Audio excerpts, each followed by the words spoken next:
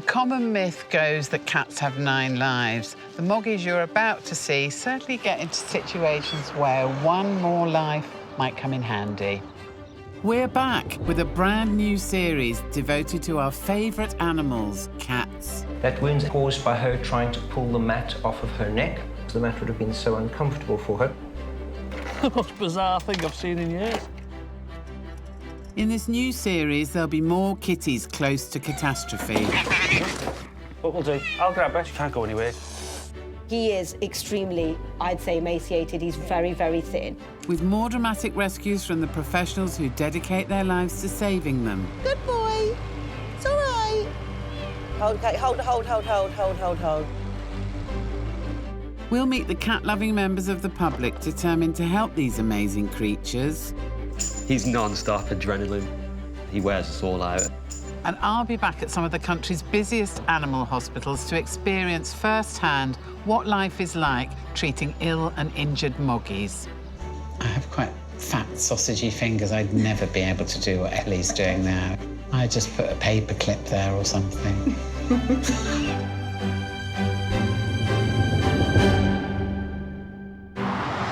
In today's show, there's a kitten in here. It's a high-risk situation for Animal Collection Officer Joe White as a kitten is spotted on a motorway hard shoulder. It's really small. It's obviously terrified, as I am as well. You can feel little bumps on her back. Yeah. Like little scalps. 2 cats living in an unhygienic environment present a challenge for Inspector Sam Durrant. You are going to need to make some quite drastic changes in here. It's all right, sweetheart. It's all right. And I come face to face with one of the titchiest kittens I've ever seen. That is Tiny. You are so tiny. Cats can be, well, lazy. Definitely not used to living life in the fast lane. But the young kitten in our next story had little choice in the matter. Animal Collection Officer Joe White has been called out to a rescue on Britain's busiest motorway, the M25, which stretches for 117 miles and is used for 73 million journeys a year. A lady saw a kitten on the hard shoulder. Obviously, it's too dangerous just to be pulling over on the hard shoulder of the M25. But we'll have a little drive past, see if we can see her about, and fingers crossed we can and get something sorted for her. Cat collections can be, quite awkward. They can take quite a long time and be pretty precarious. This kitten being on the side of the M25. See, it's a really scary, busy, dangerous place. Even finding the cat is a challenge for Joe. Nice and slow, and have a good look.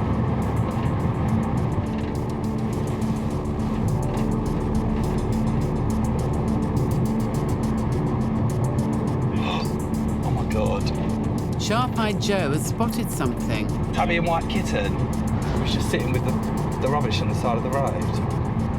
I never ever thought we was going to find that. Joe was hoping that the kitten might be with its mum, but it's all alone and very vulnerable. He circles round. It's probably the busiest road in the UK for a kitten. It's dangerous enough for a cat, but a little kitten who's got no road sense at all isn't going to have a clue what to do on here. With no time to lose, Joe manages to pull over, not far from where he spotted the crouching kitten. Some of these jobs can be quite dangerous for myself and for the animal. See, if anything happens to us, we'd be no use to the animal, so our safety is an absolute priority. I think we're in the right spot because this is where the marker is. But there's no sign of the kitten. With traffic roaring past, he needs to find it, and fast.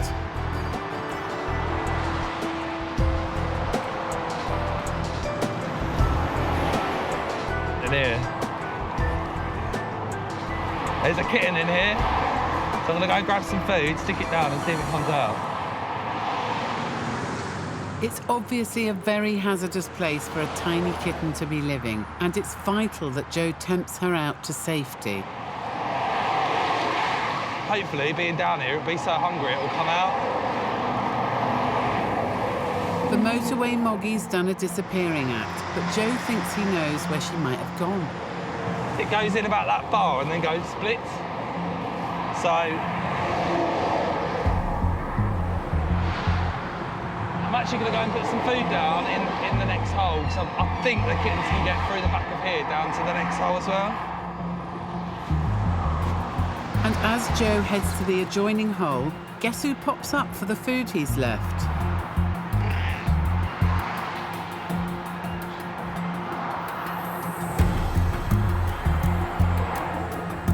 Over here, Joe.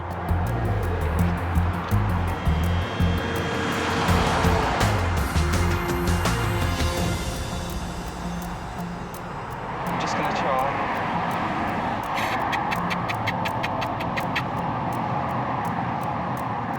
Kitten wrangling with the full force of Britain's busiest motorway bearing down on you isn't for the faint-hearted. This is making me sweat a bit.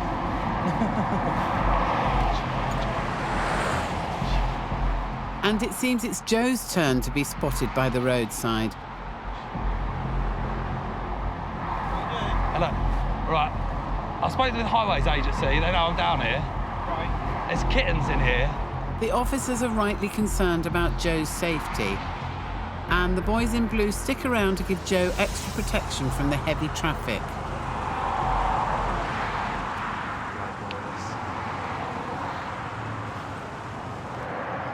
But now, there's no sign of the kitten. Just a bit of a nightmare.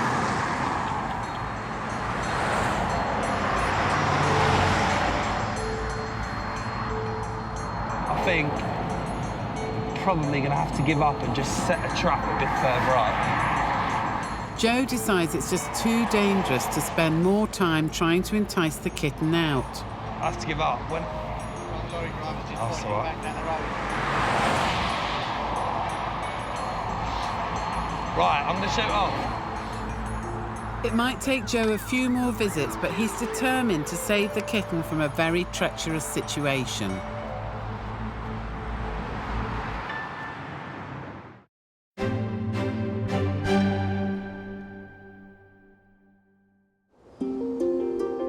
At Putney Animal Hospital, there are 2 operating theatres, 3 consulting rooms and 6 wards.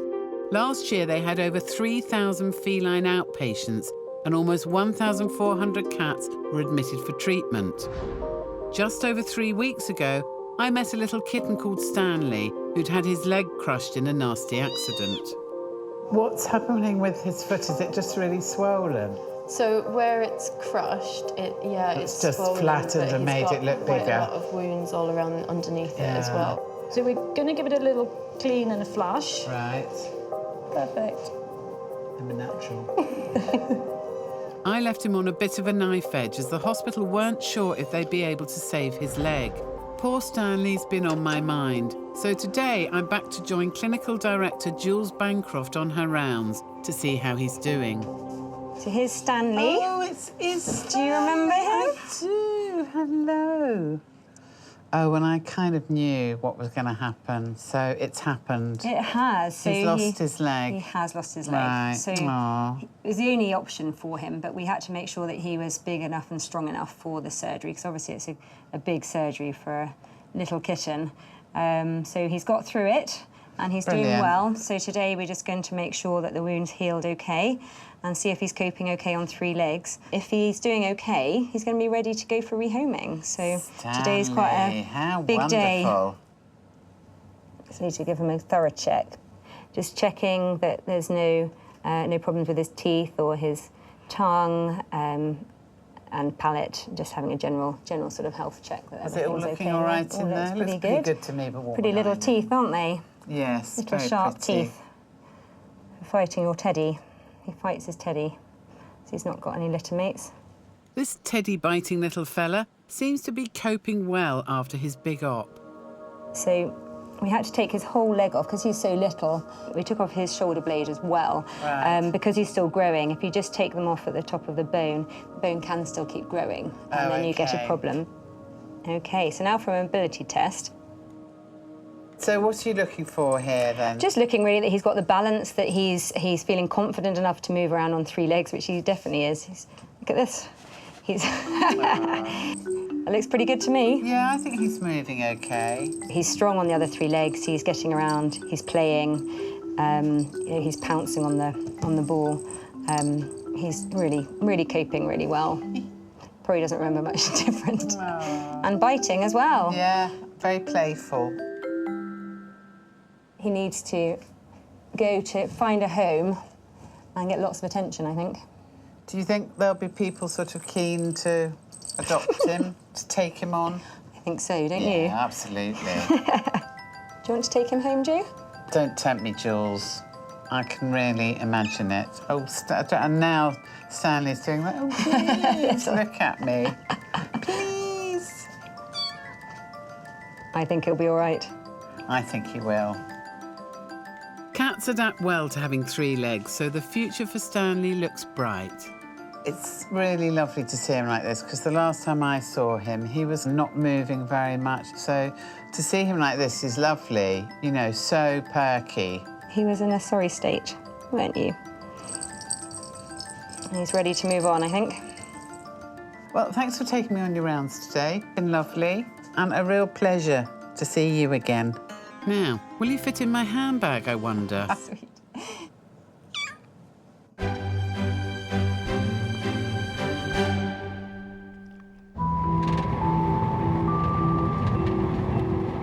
Joe White is back on the M25 motorway in pursuit of a tabby kitten spotted on the hard shoulder.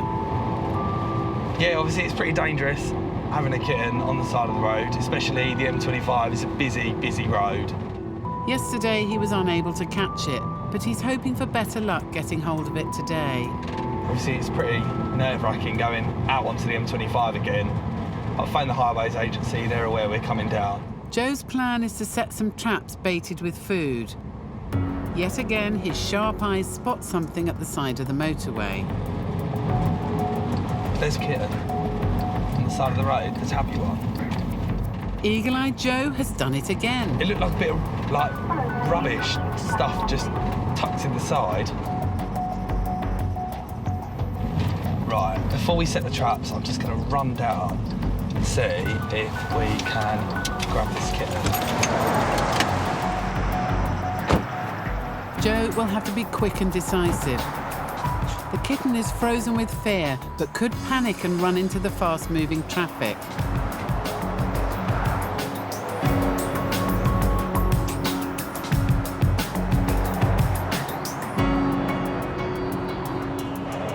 Thankfully, he manages to grab the little tyke.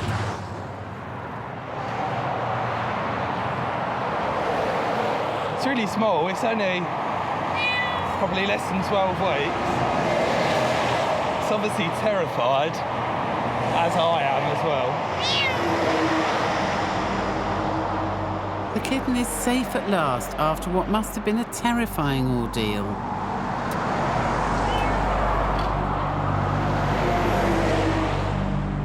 Joe is taking little Miss Tabby well away from the danger zone for a checkup by vet Carly Marshall.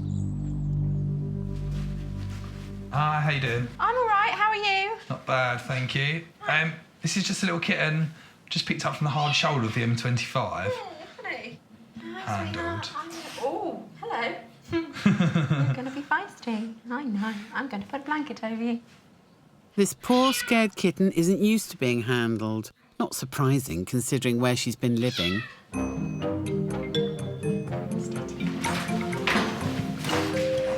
Talk about 0 to 60 in 10 seconds. Looks like Joe's going to have to catch her all over again. Got it? I mean, examination might be somewhat limited. Yeah, all right, sweet. Let's put that over you. There we go. Get a bit out at the top.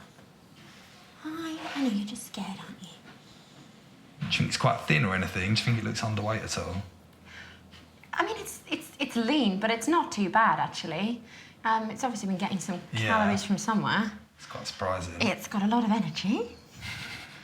I'd really like to look inside your mouth if you've calmed down a little bit, my friend. Hold the back end. Yes, you hold. How old would you say she is? 7 or 8 weeks. She's only little then. She's dinky. Carly needs to check her gums. If they're too pale, she could be anemic. Yeah, super. Right, let's just check you for fleas. Good. I feel her shaking. She's obviously terrified.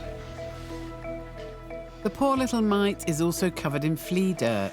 Oh, yeah, it's a fair bit there. There's a lot of flea dirt, yeah. That's flea poo to you and me. I mean, she's really cute. She just is a little bit underweight, has probably had a really poor diet. Yeah. Needs fleeing, worming, but other than that, she should be absolutely fine. She's pretty good. Yeah, she's really cute, and petrified. Yeah. Absolutely petrified, aren't you, darling? I'm sure she'll calm down in time. Yeah, she'll settle down. She'll be a nice cat when she's bigger. Hopefully, this little cutie will soon get used to human company, and then she'll be able to find herself a much more suitable home than the side of a motorway. We'll catch up with her later.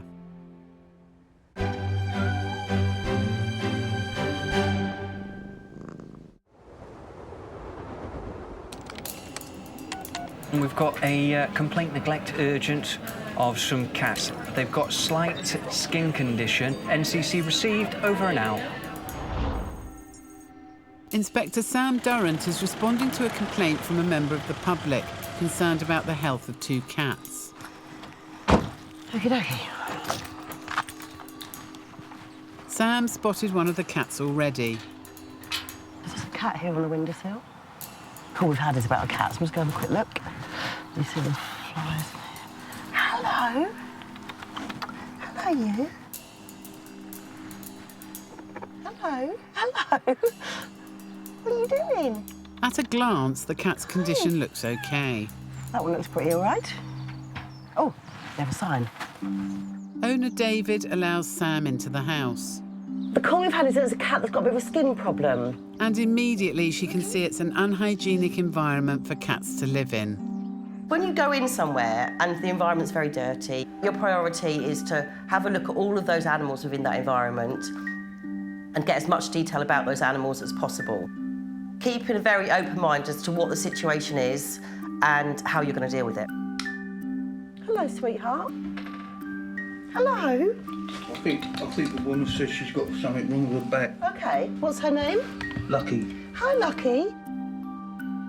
David tells Sam Lucky was recently treated at Harmsworth Animal Hospital. You can feel little bumps on her back. Yeah. Like little scabs.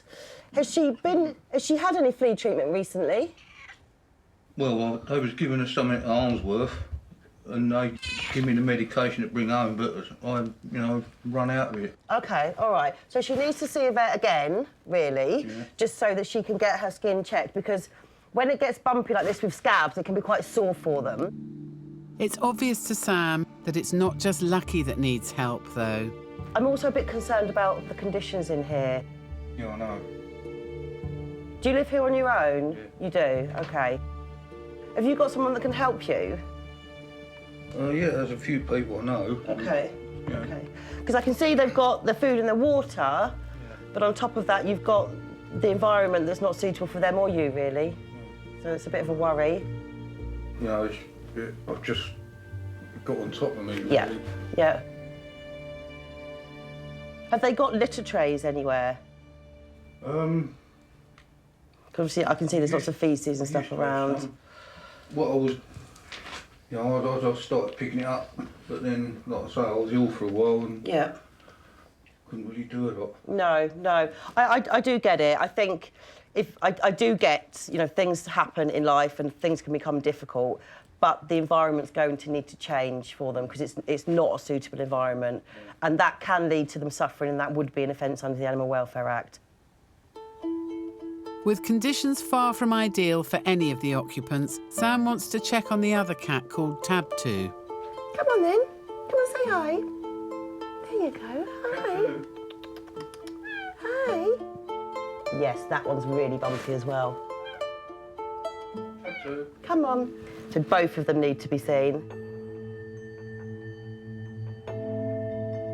And the environment seems to be just as hazardous for the cats as Sam goes further into the house.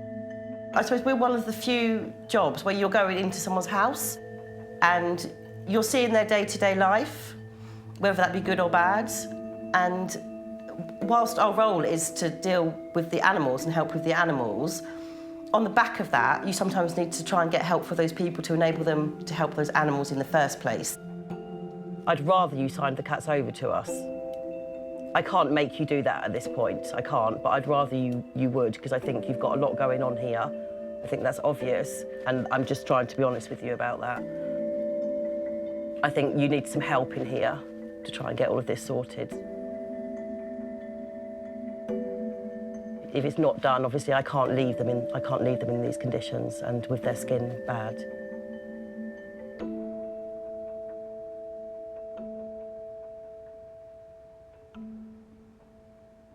I'll have a go at cleaning up, but I don't really want to lose them. No, I understand. I do understand that. I can give you a week to get them seen and treated at the vets and to start getting this place sorted, and I can come back in a week and then we can take it from there. But you are going to need to make some quite drastic changes in here. OK. Should we go with that? All right, OK. To help David find a vet, Sam gives him the numbers of several charity surgeries in the area. If you don't go to the vets and nothing in this environment changes, what will happen next time is I'll come out and I'll issue what's known as a warning notice. And after that, potentially that could then lead to us taking the cats and prosecuting. OK, I appreciate your time. Thank you. Okie dokie. See you, pussycats. I really feel sorry for David. It's difficult because on its own, getting both the cats to the vets and following the vet's advice within a week is doable. Cleaning up that house to a standard that makes it a suitable environment, I think, is a different story. It's going to be a monumental task, but Sam doesn't want to leave the cats in such an unhealthy environment for much longer. Owner David seems determined. We'll find out later if he can clean up and keep his beloved cats. Coming up, they're all really developing their own personalities now. We catch up with Tiger's 3 growing kittens and their new foster family. They play fight quite a lot. Yeah, they all really get on. And I help vet Jules weigh up a tiny kitten's prospects of a healthy, happy life. That is tiny.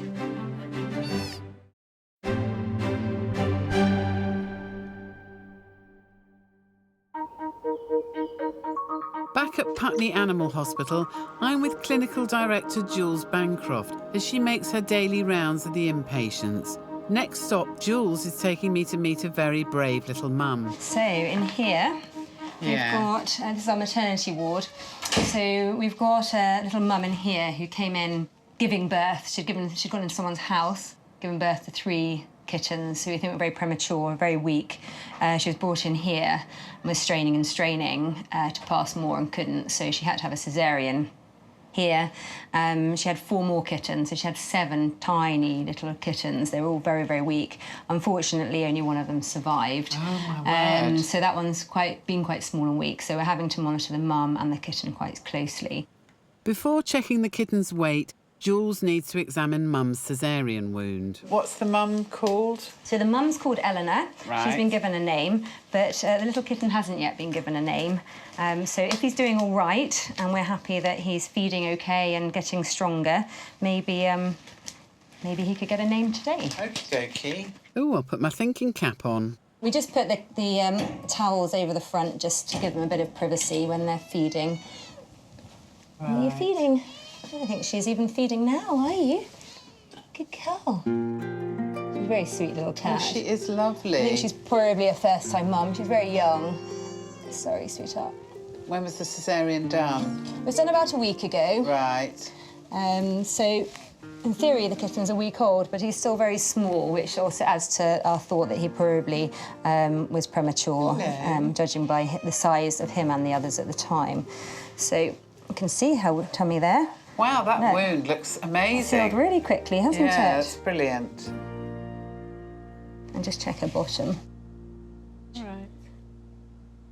Hello. She's doing well. I'm just going to check her temperature, which is always a fun bit. And we all know what that means. Are you OK just holding her for me? Yeah, sure. She might not like this very much. No, I don't think it's anyone's favourite favourite event of the day. Doing it, to be honest. Is it? Good girl. You've been through worse, though, I think, haven't you? giving birth to 7 kittens. It won't be long. It's all right, so her temperature's normal, so Great. that's great. All right, So she's recovered really well, so she's doing really well. Let's pop you back in there, sweetheart. Now, she won't like this very much. We'll try and be quick with the kitten. Good girl. Okay. It's all right, sweetheart, it's all right. That is tiny. You are so tiny. A week old. Yeah. Wow. Oh, and Mum's getting all agitated as well, bless you. There you go. Do you want to hold him for a second while I turn the scales on? It's all right, back to Mum soon. There we go. OK, we're ready to go. OK, pop him on. Pop him on there. Yeah. If this little one is feeding properly, he should weigh 145 grams today. But if not, he may need to be ham-fed. So we're hoping he puts on about 10 grams or so a day, which he has done for a couple of days. So 147 grams. So actually, he has put on 15 grams since yesterday. Fantastic. So that's really good news. So he obviously is feeding. He's got a little full belly, you can see as well there. Oh, yeah. What do you think? Name-wise? Well, considering where we are, I think the Prince of Putney, in other words, Prince, and then for short, Symbol. That won't mean anything to anyone that's... Me, it does. Oh, good. It's my first concert I went to. Oh, really? Yeah. Well, there we go, then. So, Symbol it is. Maybe it's all the purple in here, and he could be the most beautiful kitten in the world. OK, bye, Mum, and bye, Symbol. See you later. Enjoy some mum and baby time, you two.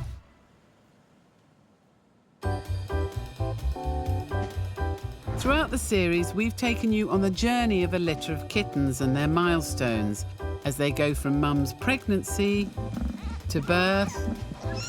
I've never seen a cat give birth before. It's absolutely incredible. To their eyes opening and senses starting to develop. So he'll just be starting to teeth at the moment. Their sense of smell develops at this stage. With their new names, Lion, Bear and Giraffe, yes, really, the young siblings are growing at a startling rate, doubling their body weight every few days. They're now 6 weeks of age, and as kittens thrive better in a home environment, the whole family has gone to live with experienced fosterer Nikki and her 2 daughters. So they're all really developing their own personalities now. Definitely Lion has got the biggest personality. I think he takes after his mum and he knows how to work the crowd and get the most attention. He was also the first one to use the litter tray as well, which was great. Bear is really, really cute, really lovely. Both the boys actually like to have their tummies tickled. And Giraffe, who's the little girl, she's really shy. They all adore each other. They often sleep together in a little pile. They play fight quite a lot. But yeah, they all really get on. At 6 weeks, the kitten's eyes are fully developed and starting to change from striking blue to their permanent colour. Their canine teeth or fangs have now come through, and they've just started to eat solid food, although they do still feed off Mum Tiger a bit too. The 2 boys are much bigger than the girl. She is about half the size of them. Giraffe doesn't get much of a look in, but she was the first one to start eating the cat foods. I think she realised that she had to. At this age, the kittens start to become very active, something that's not gone unnoticed. The cats are very mischievous. They like climbing settees, they climb the plants, they climb tables, chairs, everything they can get their hands on, basically. Paws, but yeah, they're really naughty. And they're absolutely adorable, because when we first met them, they were really tiny. They were about, how big were they? That big? He's really cute. We love fostering. It's a really different thing to do, and it's so rewarding. It's great for the kids because they learn lots about animals, and they get a lot of responsibility for doing it as well. And I think we're really lucky to be able to do it.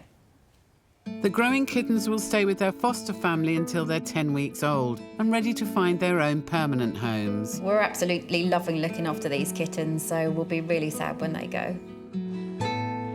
We'll catch up with them next week.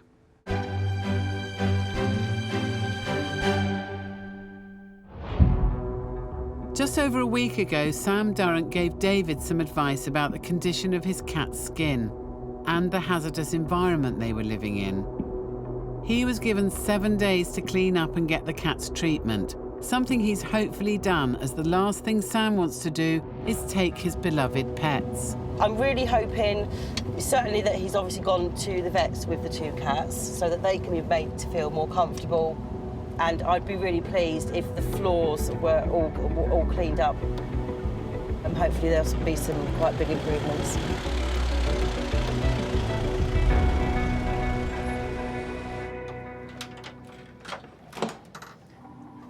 Hi David, how you doing? All right, Sam. Thank you very much. Thank you. Oh, you've got the litter trays down? Yeah. Wow. Oh my God, it's completely different. Hi, Tab 2. It's completely different. Carpets throughout, there's nothing on the floor, there's no dirt, feces or anything on the floor. How have you managed to get it all done? Well, I had help. Okay. A friend of mine told her about it, and she said, "Oh, right, should I come round and help you?" Well, she done most of it. Well, that friend must be Wonder Woman. She's certainly done wonders.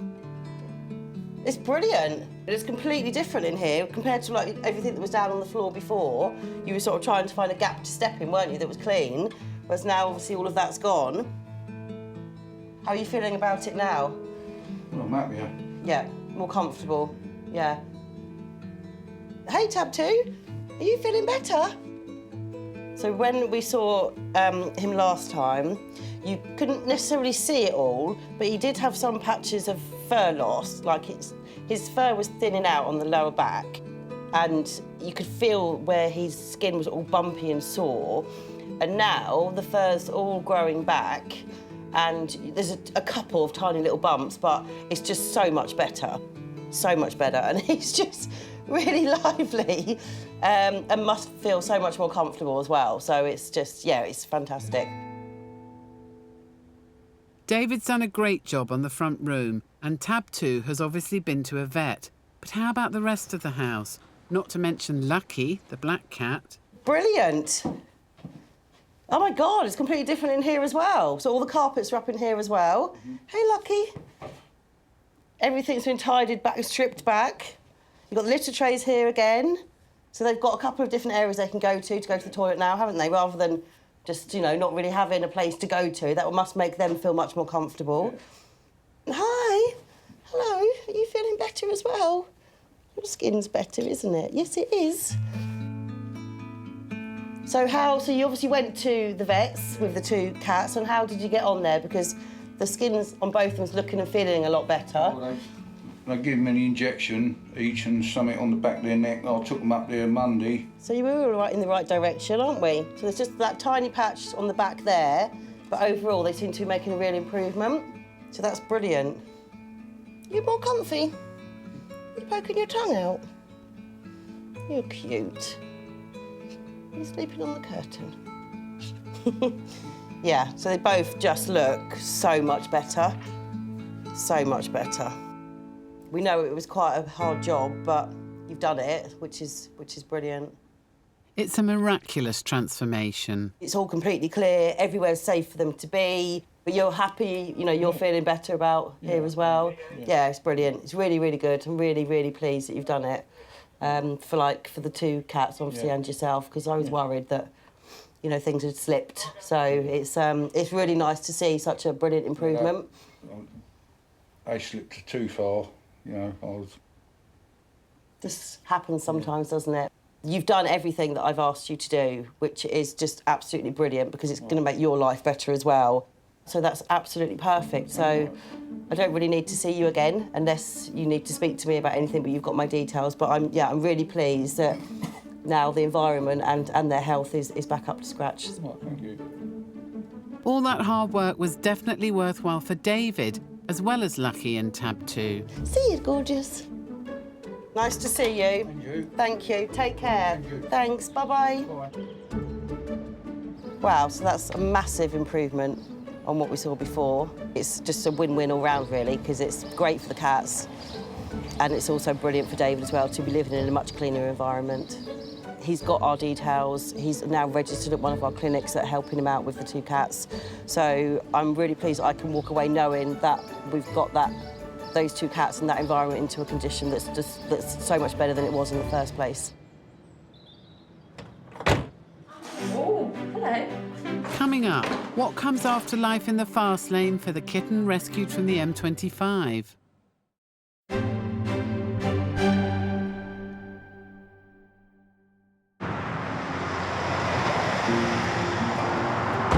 Earlier, Joe White rescued an 8-week-old tabby kitten from a less-than-safe future on the hard shoulder of the M25 motorway.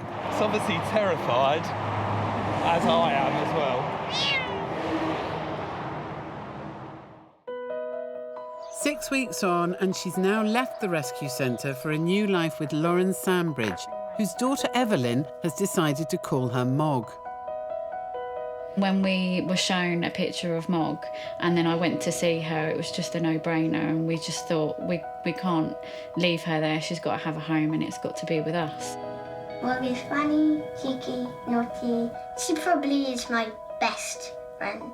Seems Mog has found the perfect home with a family used to dealing with nervous cats. When they told us that she'd been found by the side of a motorway and that she was like quite feral, it didn't put us off at all, because our 2 previous cats that we'd rescued were really feral and they were almost a year old when we got them. So we were very prepared for whatever Mog was going to be like, really. But literally within 2 days, she just came round and just wanted to be with people all the time, which was just absolutely brilliant, and it's great for her and for us. The little kitty who had to scavenge for food is now a healthy weight. She's definitely doubled in size, if not maybe tripled in size, which we just put down to her huge appetite of eating everything that she sees. Her regular thing is toast. Right, here you go. She wants a whole bit, but we only give her like little bits. She has actually taken a whole slice off of people's plates before as well, and just runs off with it and just will eat it. She loves it. Luckily, bread in moderation is fine for a cat to eat. Motorway Mog's life in the fast lane is now firmly in her rearview mirror. It's very quiet where we live, so, you know, hopefully she doesn't miss the sound of the motorway at all. Yeah, it's just nice and peaceful for her now, hopefully. Yeah, she's just fitted in brilliantly. She's just perfect for us, and hopefully we are for her.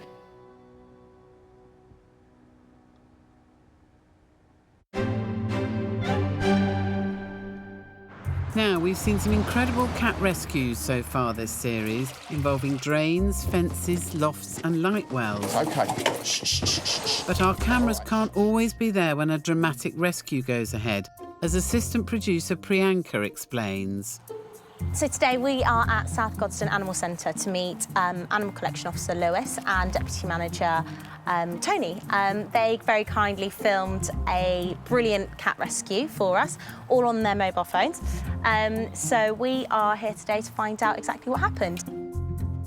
Lewis recently answered an emergency call from an owner whose kitten Bluebell had got scared and run up a tiny hole behind a boiler. Quite a dark room, really hot room, so we had to shine a light up there and just kind of see what we're dealing with. The kitten got really stuck in. It definitely wasn't getting out on its own. I could just at some point see a little tail sticking out the wall. Lewis called for backup from Tony, who'd just come off duty. I got a call from Lewis after hours, but the job I'm in, that doesn't matter, because any animal trapped anywhere is our priority. Tony arrived armed with tools, and they started to chip at the wall to get to Bluebell. OK, what you need to do, because I can't do it from here. Yep.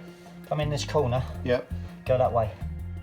The important thing was that we couldn't be too carried away with chipping away, because there's a kitten behind. You obviously don't want to damage what we're trying to rescue. Yeah, I always have to be careful about noise with cats. I mean, they do get frightened. They don't know what's going on. How you get on, Tone? Hang on. Got a little heartbeat going like a good one here. We managed to make the hole, and the kitten was just holding on for dear life. And it just didn't want to be rescued. It didn't want to be rescued.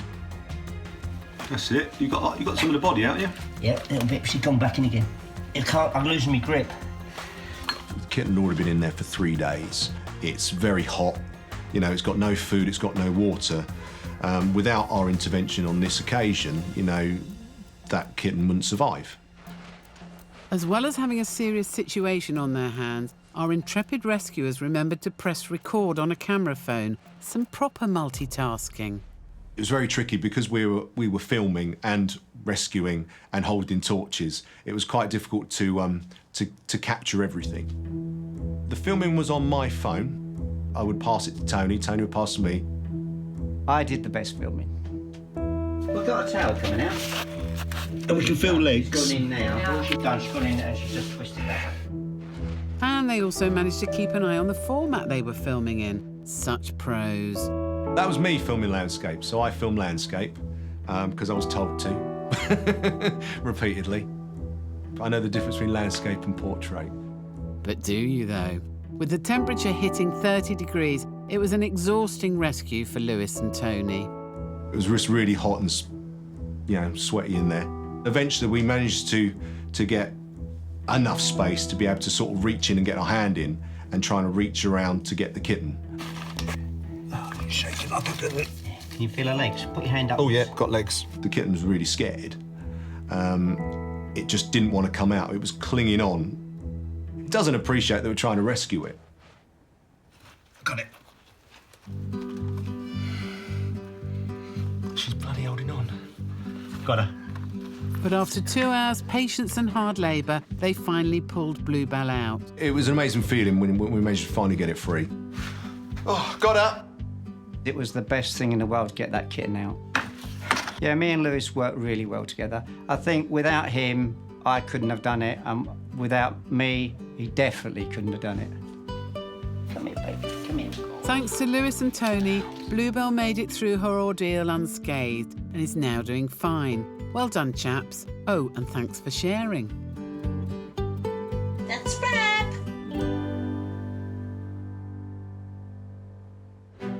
Next time, it's double trouble for Inspector Hershey Bowl as she picks up 2 litters of unwanted kittens. Those eyes are ulcerated completely, I'd say. Animal Collection Officer Matt Brown steps up to rescue a cat on a telegraph pole. Look what trouble you're causing here, cat. And I'm back in the operating theatre. Is there going to be a lot of bleeding? There is. That's the problem with ear surgery. Right. There's quite a lot of bleeding there. Hooray!